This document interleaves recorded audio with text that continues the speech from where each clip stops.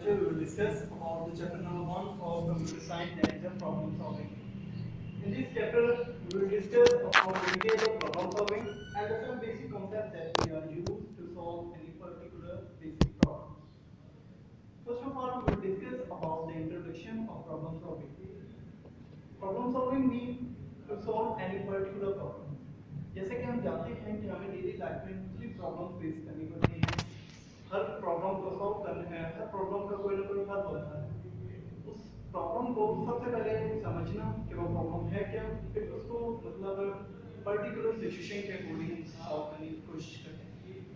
तो first of all chapter के पहले पेज पर प्रॉब्लम सॉल्विंग की इंट्रोडक्शन बताया गया है कि प्रॉब्लम परेशानी है क्या। हमें डेली लाइफ में मुख्तलिफ परेशानियां देखने को मिलती हैं और हर परेशानी को हल करने के लिए हम कोई ना कोई तरीका या कोई ना कोई एक मेथड यूज करते हैं। इसी तरह से इस पूरे चैप्टर के अंदर हमें ये बताया गया है प्रॉब्लम सॉल्विंग है क्या, उसके कोई बेसिक कॉन्सेप्ट या बेसिक स्टेप बताएं जिनको इस्तेमाल करके हम किसी भी प्रॉब्लम को सॉल्व करते हैं। उसके साथ हमें ये बताया गया कि मतलब एल्गोरिथम और फ्लो चार्ट ये दो तरीके हैं किसी भी परेशानी को हल करने के। सबसे पहले हम देखते हैं कि प्रॉब्लम सॉल्विंग कौन कौन से स्टेप हैं जो हम इस्तेमाल करते हैं किसी भी प्रॉब्लम को सॉल्व करने में। नेक्स्ट लेक्चर के अंदर हम डिस्कस करेंगे कि एल्गोरिथम और फ्लो चार्ट दो तरीके हैं किसी भी परेशानी को हल करने के। चलिए डिस्कस करते हैं। सबसे पहले बताया गया है कि इंट्रोडक्शन व्हाट इज प्रॉब्लम, परेशानी है क्या, फिर बताया हाउ वी कैन सॉल्व, किसी परेशानी को कैसे सॉल्व किया जाता है। इसकी मिसाल ऐसे ली जाती है जैसे मिसाल के तौर पे आप घर पर हैं और आपके मतलब छोटे भाई के उंगली के ऊपर कट लग गया, तो ये उंगली के ऊपर कट लगना एक क्या है, प्रॉब्लम है। और आप उसके उस वक्त जो भी उसके ऊपर मतलब वर्क करते हैं, कोई बैंडेज लगाते हैं या मतलब मरहम लगाते हैं, उसे ठीक करने की कोशिश करते हैं या वक्ती तौर के ऊपर जो भी आप अपनी मर्जी के मुताबिक करते हैं, that is the solution of that problem. So following are the some steps to solve some problem. That is first of all problem identification. किसी भी परेशानी को हल करने के लिए सबसे पहले ये देखा जाता है कि वो परेशानी है क्या। आइडेंटिफाई का मतलब क्या है, उस चीज की शनाख्त करना, उस परेशानी की शनाख्त करना, यानी उसे आइडेंटिफाई करना कि परेशानी बहुत ज्यादा बड़ी है या परेशानी बहुत ज्यादा छोटी है। अगर किसी भी परेशानी को जब हम आइडेंटिफाई करेंगे वो बहुत ज्यादा बड़ी होगी तो उसका सॉल्यूशन भी बहुत बड़ा निकलना पड़ेगा। अगर परेशानी छोटी होगी तो वो सॉल्यूशन भी मतलब उसका हल भी हमें कम निकालना पड़ेगा, वो इसीलिए हम आइडेंटिफाई करते हैं।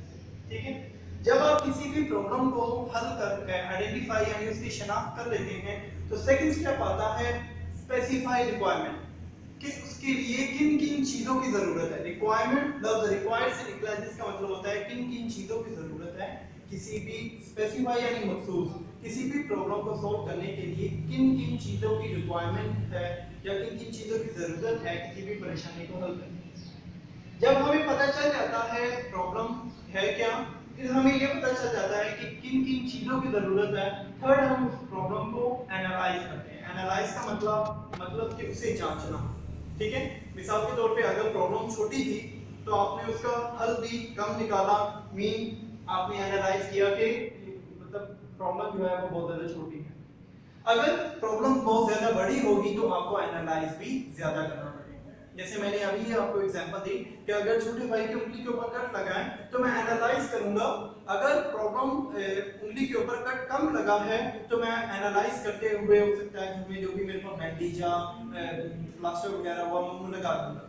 लेकिन अगर उंगली के ऊपर कट ज्यादा लगता है मीन मैंने एनालाइज ज्यादा किया है, प्रॉब्लम की आइडेंटिफिकेशन की, तो जो रिक्वायरमेंट मेरे पास थी, जो प्लास्टर या जो भी बैंडेज मेरे पास था वो रिक्वायरमेंट के मुताबिक नहीं था, तो फिर उसके लिए मैं क्या करूंगा, उसे हॉस्पिटल लेकर जाऊंगा। उसकी रीजन क्या है, प्रॉब्लम ज्यादा बड़ी है। तो अगर प्रॉब्लम छोटी हो तो उसका सॉल्यूशन भी आप कम निकालते हो और अगर प्रॉब्लम बड़ी हो तो आप उसका सॉल्यूशन भी बड़ा निकालते हो। जब ये तीन स्टेप आप किसी भी प्रॉब्लम को सॉल्व करने के लिए यूज कर लेते हैं, इसके बाद एनालाइज द प्रॉब्लम को हम टॉप डाउन डिजाइन भी कहते हैं, डिजाइन इन कंकर रूल भी कहते हैं। इसके अंदर डिफरेंट क्वेश्चन जनरेट होते हैं जो आपके सेकंड पेज के ऊपर गिवन होंगे। प्रॉब्लम क्या हो सकती है, प्रॉब्लम किस वक्त हो सकती है, प्रॉब्लम क्यों हो सकती है और प्रॉब्लम कितनी हो सकती है। ठीक है, जब ये तीन स्टेप आपके कवर हो जाते हैं फिर आप चौथे स्टेप पे जाते हैं, that is a design algorithm and draw flow chart. Design algorithm और ड्रॉ फ्लो चार्ट के ऊपर आपके चैप्टर नंबर 1 के अगले दो टॉपिक गिवन हैं, that is a flow chart and algorithm. Algorithm यानी किसी भी परेशानी को स्टेप बाय स्टेप हल करना। मिसाल के तौर पे अगर मैंने खाना बनाना है तो मैं उसकी, जैसे आप देखते हैं कुकिंग शो में कि जब खाना बनाया जाता है तो साइड के ऊपर आपको लिस्ट दी जाती है। इसमें ये बताया जाता है कि सबसे पहले आप ये डालेंगे, फिर ये करेंगे, फिर ये करेंगे, देन आपका मतलब स्टेप बाय स्टेप आपका खाना मुकम्मल हो जाएगा। तो जब आप रिटन फॉर्म में एक किताब के ऊपर स्टेप लिखते हैं तो उस प्रोसेस को हम एल्गोरिथम कहते हैं। और जब आप उसी परेशानी को हल करने के लिए स्टेप बाय स्टेप के बजाय आप उसकी ड्राइंग, फ्लो चार्ट या कोई ग्राफिकल फॉर्म में कोई रिप्रेजेंटेशन करना शुरू कर देते हैं, उसे हम कहते हैं that is a flow chart. ठीक है, नेक्स्ट इसमें आते हैं कि दो बातें इसमें डिस्कस की गई हैं डिजाइन एल्गोरिथम और ड्रॉ फ्लो चार्ट में। वो ये है कि अगर हम मतलब डेली लाइफ की प्रॉब्लम को डेली लाइफ के साथ हम मतलब इस प्रॉब्लम को रिलेट कर रहे थे, अगर हम इसे कंप्यूटर साइंस के पॉइंट ऑफ व्यू से बात करें तो हमें अच्छी तरह से पता है कि कंप्यूटर खुद वर्क नहीं करता। वो जैसे एक बेजान मशीन है, उसे काम करवाने के लिए हम सबसे पहले उसे इनपुट देते हैं, फिर वो हमारी इनपुट दी हुई इनपुट को प्रोसेस करता है और आफ्टर प्रोसेसिंग हमें उसका कोई ना कोई रिजल्ट देगा। इसीलिए जब आप कंप्यूटर में इनपुट देते हैं तो इनपुट देने के लिए आपको सेट ऑफ इंस्ट्रक्शन की जरूरत होती है। और प्रोग्राम की डेफिनेशन भी यही है कि ऐसी सेट ऑफ इंस्ट्रक्शन जो हम कंप्यूटर को देते हैं कोई ना कोई स्पेसिफिक काम करवाने के लिए, उसे हम कहते हैं हमारे पास क्या है कि प्रोग्राम। सेकंड, इसमें बताया गया है कि डिस्क चेकिंग क्या होता है। एक ऐसा प्रोसेस जिसको इस्तेमाल करके आप किसी भी प्रॉब्लम को ज्यादा एनालाइज करके ज्यादा डिटेल में डिस्क्राइब करने की कोशिश करते हैं, उस प्रोसेस को हम कह रहे होते हैं कि हमारे पास डिस्क चेकिंग है। यानी एक तरह से हम चेक कर रहे होते हैं कि जो हम प्रोग्राम या जो प्रॉब्लम सॉल्व करना चाह रहे हैं वो कैसी है, किस तरह से है, उस बारे में। नेक्स्ट इसमें स्टेप है राइट द प्रोग्राम। आप उस प्रोग्राम को लिखते हैं बकायदा। जैसे आप देखते हो कि कोई भी मतलब पर्सन जब कोई घर बनाता है तो वो डायरेक्टली घर नहीं बनाता, पहले उसका एक नक्शा बनाता है। इसी तरह से जब आपने किसी भी प्रॉब्लम को हल करना होगा तो हल करने के लिए आपके पास बेसिकली ये तीन स्टेप ही आ रहे होते हैं कि एक तरीका है आप स्टेप बाय स्टेप लिख लें, दूसरा तरीका है आप उसकी एक फ्लो चार्ट यानी ड्राइंग वगैरह बना लें, और तीसरा तरीका है कंप्यूटर की फील्ड में आप उसकी प्रोग्राम करें। मतलब प्रोग्राम जब आप करेंगे इस प्रोसेस को हम कोडिंग भी कहते हैं। कोडिंग प्लस कोड से निकला है कि कंप्यूटर को समझाने के लिए पर्सन कोई ना कोई मतलब डेटा राइट करता है ताकि कंप्यूटर को समझाया जाए, उस प्रोसेस को हम कोडिंग कहते हैं। इसलिए ये स्टेप भी मतलब इस प्रॉब्लम को सॉल्व करने में यूज किया। नेक्स्ट है test and debug the programme.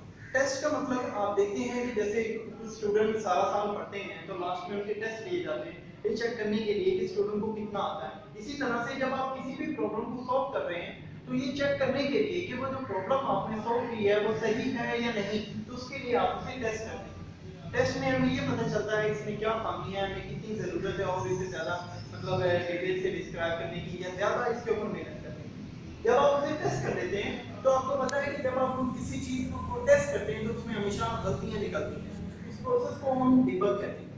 Debugging एक प्रोसेस होता है जिसके अंदर हम किसी भी मिस्टेक या प्रॉब्लम्स या जो भी गलतियां होती हैं उन्हें तलाश भी करते हैं और उन्हें रिमूव करने की कोशिश करते हैं। अब हमारे पास जब डिबगिंग यानी वो प्रोसेस इस्तेमाल करते हैं तो उनके अंदर जो हमें मिस्टेक या गलतियां देखने को मिलती हैं उसे हम कंप्यूटर की फील्ड में एरर कहते हैं।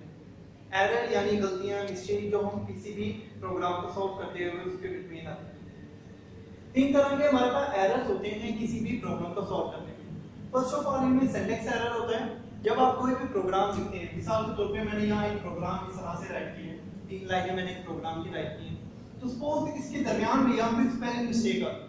मैंने जो भी वर्ड लिखा उसमें कोई स्पेलिंग मिस्टेक आ गई। जैसे आपकी किताब के ऊपर लिखा हुआ है हमारे पास एक वर्ड होता है प्रिंट। अगर मैं इसकी जगह पर लिख देता हूँ पेंटर, इसका मतलब क्या है कि मैंने स्पेलिंग मिस्टेक कर दी, तो ये मेरे पास क्या होगा, एक सिंटैक्स एरर। दूसरा, मेरे पास लफ्ज़ है प्रिंट, कंप्यूटर समझता है कैपिटल प्रिंट को, मैंने लिख दिया इसे इस तरह से स्मॉल प्रिंट में, स्मॉल लेटर में लिख दिया, तो ये भी मेरे पास क्या होगा, सिंटैक्स एरर ही है। तो ग्रामेटिकली एरर जो आते हैं लिखते हुए जो आपकी स्पेलिंग मिस्टेक या ग्रामर मिस्टेक होती है उस प्रोसेस को हम सिंटैक्स एरर कहते हैं। ठीक है। सेकंड एरर इनमें हमारे पास आता है run time. Run time run भी से कहते हैं, आप लोगों को पता है इसे एग्जीक्यूट भी कहते हैं।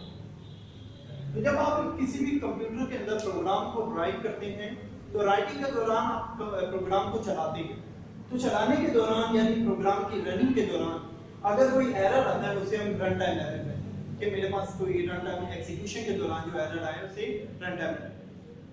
थर्ड में हमारे पास लॉजिकल एरर, लॉजिकल मिस्टेक्स जो हम खुद समटाइम करते हैं या ज्यादातर तो लॉजिकल मिस्टेक जो है वो हम खुद ही करते हैं, कंप्यूटर के अंदर अलाउ नहीं होता। कंप्यूटर के अंदर जो हम इंस्ट्रक्शन देंगे उसके अकॉर्डिंग ही वर्क कर रहा होता है। जैसे मैं कहता हूं कि मेरे पास a जो है वो ग्रेटर देन है b के, अब ये a ग्रेटर देन है b के कंप्यूटर के अंदर लिखा हुआ है, लेकिन मैं उसे कहता हूं कि ये a जो है वो लेस देन है b के। अब मेरी लॉजिक जो है वो गलत है लेकिन कंप्यूटर की जो होगी वो ठीक होगी। इस तरह का जो एरर होते हैं उसे लॉजिकल एरर कहते हैं, यानी by mind your mistake sometime हो रही होती है, कंप्यूटर उसके अंदर मतलब मिस्टेक नहीं कर रहा। कंप्यूटर को जैसे ही आप सेट ऑफ इंस्ट्रक्शन देंगे उसी के अकॉर्डिंग करता है। चलिए नेक्स्ट स्टेप की तरफ मूव करते हैं। जब आप किसी भी प्रोग्राम को टेस्ट कर लेते हैं और उसके अंदर जो मिस्टेक या गलतियां होती हैं उसे रिमूव कर लेते हैं, यानी एरर डिबगिंग और ये मुख्तलिफ किस्म की हमारे पास मिस्टेक्स होती हैं, जब आप इन्हें रिमूव कर लेते हैं उसके बाद आप उस प्रोग्राम को इंप्लीमेंट कर देते हैं। प्रोग्राम को इंप्लीमेंट करने से मुराद उसे लागू कर दिया जाता है। जैसे किसी भी कंपनी के अंदर एक मोबाइल अगर बनाया जाता है तो मोबाइल को अच्छी तरह से यानी उसकी आइडेंटिफाई किया जाता है, मोबाइल बनाना कौन सा है, फिर उसे मोबाइल के लिए किन किन चीज़ों की ज़रूरत है, फिर प्रॉब्लम क्या है मोबाइल में वो सारा एनालाइज किया जाता है, फिर उसे डिज़ाइन किया जाता है कि मोबाइल का मॉडल किस तरह से होना चाहिए, फिर आप उसके अंदर जो भी कोड या प्रोग्राम या सॉफ्टवेयर होता है वो लिखते हैं आप, फिर उसके अंदर आप टेस्ट करते हैं कि मोबाइल ठीक वर्क कर रहा है, फिर आप उसके अंदर जो भी मिस्टेक्स वगैरह होती हैं वो रिमूव करते हैं।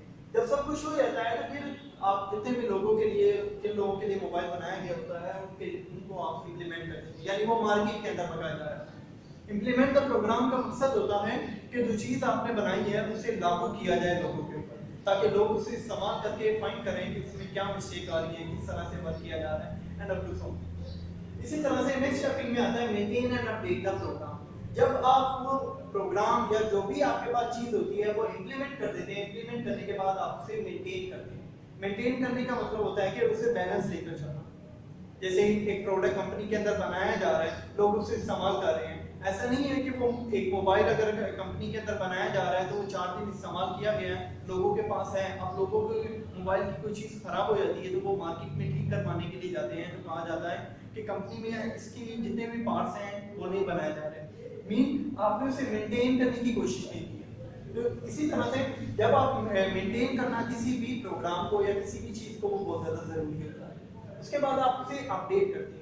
अपडेट का मतलब ये नहीं है कि जो मोबाइल आपके पास 2010 में था 2020 में भी अभी तक वही चल रहा है, नहीं, वक्त के साथ साथ उसे अपडेट करें, उसके अंदर आसानियां लाएं, उसके अंदर जो भी मल्टीपल ऐप्स हैं उसे ज़्यादा बेटर तरीके से ऐड करें।